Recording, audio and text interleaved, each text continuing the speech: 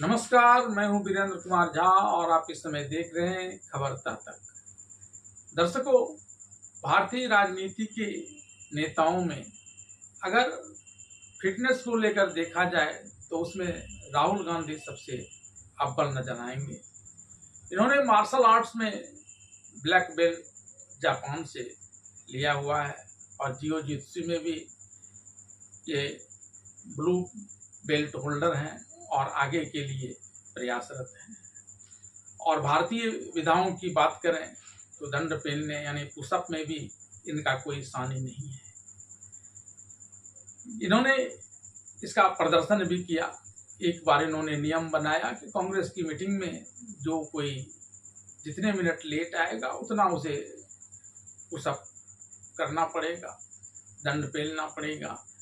और इसमें ये खुद ही 10 मिनट लेट से गए और वहाँ 1-2 नहीं बल्कि 100 पुशअप दनादन इन्होंने लगा दिया, वीडियो बनवाई और उसे वायरल कर दिया।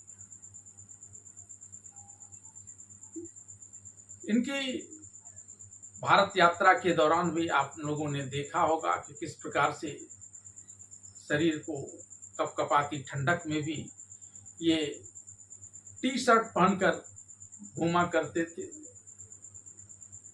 ये तो इनके फिटनेस की बात हुई। और अगर बात राजनीति की करें तो जैसे ही पप्पू की चर्चा होती है, आप चाहे राहुल गांधी का नाम लें या न लें, ज्यादातर लोगों का ध्यान राहुल गांधी की तरफ चला जाता है और वे ऐसे कारनामे करते हुए भी देखे जाते हैं। वे कई बार किसी सभा में जा रहे होते हैं, रास्ते में अचानक खेतों में काम करते हुए मजदूरों को देखते हैं तो वहां चले जाते हैं, ट्रैक्टर चलाने लगते हैं और फिर सभा कहीं अलग ही छूट जाती है।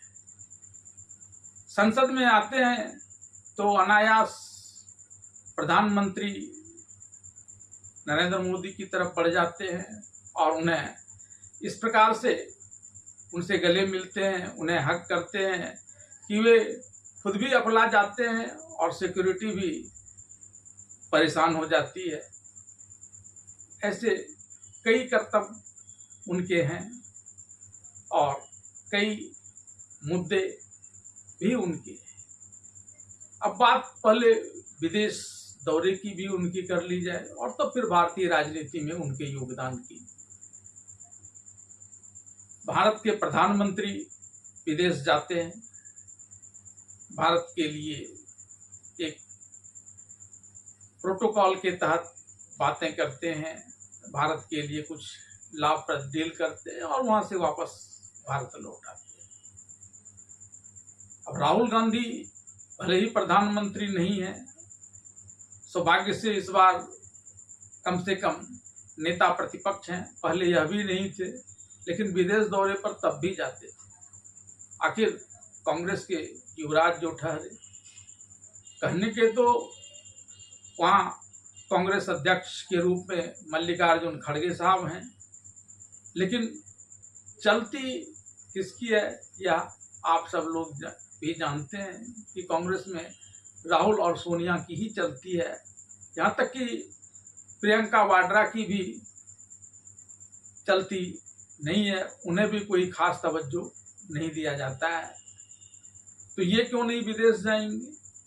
विदेश जाते हैं। प्रधानमंत्री अपने प्रोटोकॉल के तहत जाते हैं, सुरक्षा व्यवस्था के साथ जाते हैं। सुरक्षा व्यवस्था इन्हें भी मिली हुई है, जेड श्रेणी की 50-50 लोगों की टीम है इनके सुरक्षा में। लेकिन सबको धत्ता बताते हुए ये कब कहां किससे मिलते हैं किसी को पता नहीं चलता है, जरा सा भी पता नहीं चलता है, क्योंकि न तो कांग्रेस पार्टी न राहुल गांधी खुद ही इस बात का खुलासा करते हैं और बातें होती हैं। इस प्रकार से प्रधानमंत्री दूसरे देश के राष्ट्राध्यक्ष से बात करते हैं, उस प्रकार से राहुल गांधी के भी विदेश में कुछ खास लोग हैं जिनसे ये बात करते हैं, ज्ञान लेते हैं। वहाँ डील होती है, इनकी भी डील होती है। भारत के प्रधानमंत्री अगर विदेश में भारत की जयकार करवाते हैं तो ये भारत विदेश में जाकर भारत की निंदा करते हैं कि भारत में तो लोकतंत्र है ही नहीं। इस तरह की बातें होती है। भारत के प्रधानमंत्री लौटकर जब अपने देश आते हैं तो अपनी उपलब्धियों को बताते हैं, लेकिन ये अपनी उपलब्धियों को नहीं बताते कि विदेश में जाकर इन्होंने क्या कारनामे किए। उसे वहीं से प्रचारित करते हैं और जब उसमें ये विदेश में रहते हैं तभी इनके चमचे यहाँ देश में उसको लेकर डुगडुगी बजाते हैं, तरह तरह की बातें करते हैं। अब आइए, अभी भी राहुल गांधी विदेश दौरे पर चले गए थे लंबे समय के लिए, 13 जुलाई को वापस लौटे। वापस क्यों लौटे इसकी चर्चा बाद में। हालांकि इस बार उन्होंने विदेश में ऐसा कोई बड़ा हंगामा भारत के विरुद्ध नहीं किया है। क्यों नहीं किया यह भी मैं आपको बताऊंगा, लेकिन पहले जरा उनका स्टाइल देखिए भारत में राजनीति करने का। ये जाति के नाम पर लोगों को नौकरियां देंगे, पढ़ने लिखने की किसी को कोई जरूरत नहीं, योग्य बनने की किसी को कोई जरूरत नहीं, सिर्फ जाति विशेष में जन्म ले लीजिए। सरकारी नौकरी तो क्या, प्राइवेट नौकरियां भी बांट दी जाएंगी। कल कारखाने भी लोगों से लेकर आपको सिर्फ इसलिए दे दिया जाएगा क्योंकि आप किसी खास जाति में जन्म लिया है। यह है इनकी राजनीति। इस तरह की ये राजनीति करते हैं, जेन जी को उकसाते हैं कि जो हाल बांग्लादेश का हुआ, जो हाल नेपाल का हुआ, वही हाल भारत का भी होगा। ये जेन जी को उकसाना नहीं है तो क्या है। और जब जेन जी को इनकी जरूरत पड़ी तब इन्होंने क्या किया, मुद्दे को तो हालांकि हाथ में लिया। जब नीट एग्जामिनेशन के पेपर आउट हुए तो मुद्दे को इन्होंने लपका तो जरूर, लेकिन किया क्या, इन्होंने एक रोड मैप तैयार कराया कि पूरे देश में अलग अलग जगह पर जाएंगे और इसकी शुरुआत उन्होंने कोटा से की।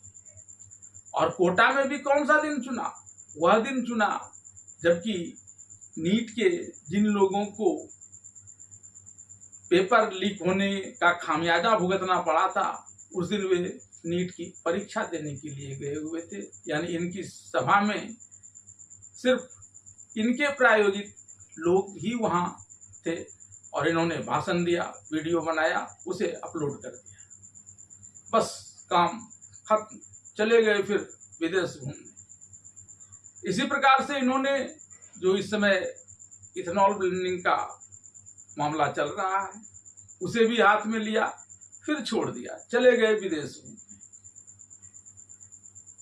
राम जन्मभूमि का चंदा चोरी का मुद्दा गरमाया, इसे भी हाथ में लिया, छोड़ दिया, चले गए विदेश में। और विदेश में जाकर इन्होंने क्या किया इसका तो इस बार नहीं विदेश से इन्होंने कोई बात कही जो भारत में आई हो, और न यहाँ आकर अब तक इन्होंने ऐसा कुछ कहा है।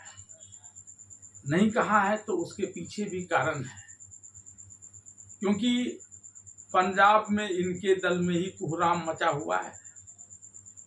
चरणजीत सिंह चन्नी अलग राग अलाप रहे हैं, तो अमरिंदर अलग राग अनाप रहे हैं, और कोई किसी की बात सुनने के लिए तैयार नहीं है।